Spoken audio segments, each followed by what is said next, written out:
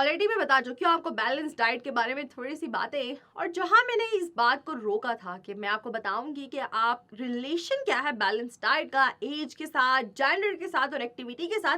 तो सबसे पहले बात कर लेते हैं बैलेंस डाइट का रिलेशन विद एज। एज के बारे में अगर मैं बात करूं तो सबसे पहले मैं रखूंगी बच्चों को, जो बहुत ज़्यादा इन्फेंट्स होते हैं, बहुत छोटे होते हैं। फिर आ जाएगी वो बच्चे जो कि ग्रोइंग पीरियड के अंदर होते हैं, girls and boys both. And then फिर आ जाते हैं अडल्ट, और फिर जो आ जाएंगे जो ओल्डर पीपल्स होते हैं। तो देखिए, आप जो इन्फेंट्स होते हैं उनकी डाइट क्या होती है? मोस्टली उनकी तो मिल्क होती है, या बहुत सारे सॉफ्ट से जो फ्रूट्स होते हैं, या सॉफ्ट जो चीज़ें होती है ना, मोस्टली उनको वही दी जाती हैं। सिरेलैक हो गया, दूसरा दूध हो गया, इसी तरह की चीज़ें इन्फेंट्स को दी जाती है ना। तो देखें, वो जो चीज़ें हैं वो उस बच्चे की रिक्वायरमेंट को पूरा कर रहे होते हैं। सो बहुत ज़्यादा क्लियर है ये कि उनकी बैलेंस डाइट तो डिफरेंट है। फिर हम आ जाते हैं ऐसे बच्चों की तरफ जो कि ग्रोइंग पीरियड में है, भागना है, दौड़ना है, उन्होंने खेलना है, साथ साथ उन्होंने पढ़ना भी है। तो आप खुद देखें कि उनका मेटाबॉलिक रेट है जो सेल्स का, वो कितना ज़्यादा हो गया होगा, क्योंकि सारे काम वो कर रहे हैं। तो डेफिनेटली उनकी बैलेंस डाइट ज़्यादा होगी, मतलब उन्हें खाने की ज़्यादा ज़रूरत होगी। ऐसे ऐसे सप्लीमेंट्स दिए जाएं, ऐसी चीज़ें दी जाएं जिनके अंदर रिच कैल्शियम हो, रिच आयरन हो। एग्री करते हैं ना आप?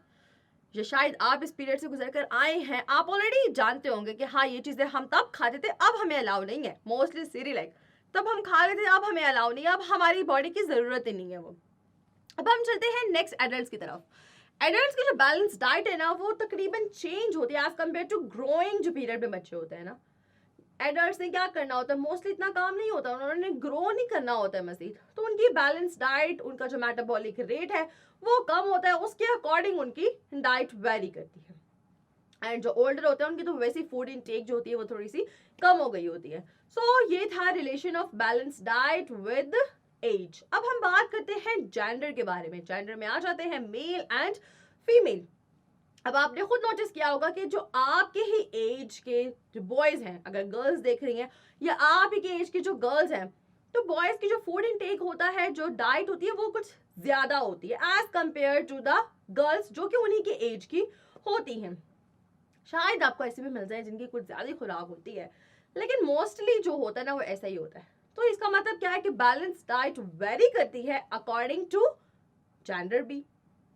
और अब बात कर लेते हैं हम एक्टिविटी के बारे में।